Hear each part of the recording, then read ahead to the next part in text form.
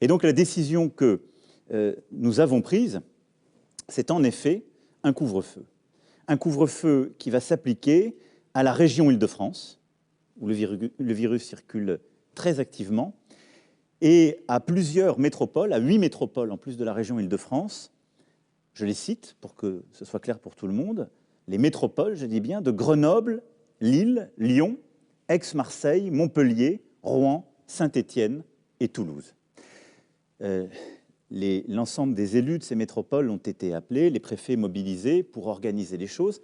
Ce couvre-feu, il se fera entre 21h et 6h du matin, et il commencera à partir de ce samedi 0h.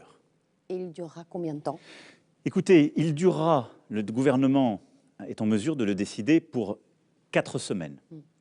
Nous irons devant le Parlement pour pouvoir essayer de le prolonger jusqu'au 1er décembre. L'analyse que nous faisons, c'est que si dans les 6 prochaines semaines, nous arrivons dans ces zones de circulation active à avoir les mesures qui ont été annoncées ces dernières semaines, parce que toutes ces métropoles ont été, pour certaines, à l'exception de Rouen, qui a eu une accélération ces derniers jours, ont déjà vu leurs bars être fermés et d'autres lieux déjà subir des contraintes. Si pendant 6 semaines, nous tenons ce couvre-feu, on est collectivement responsable justement d'un engagement collectif de réduction de ces contacts, à ce moment-là, nous pensons que nous pourrons progressivement réouvrir. Je suis très prudent parce que l'expérience nous enseigne qu'on ne maîtrise pas tout, qu'on ne sait pas tout dire. Mais 6 semaines, c'est le temps qui nous paraît utile. Il n'y aura pas une interdiction de circuler entre 21h et 6h du matin.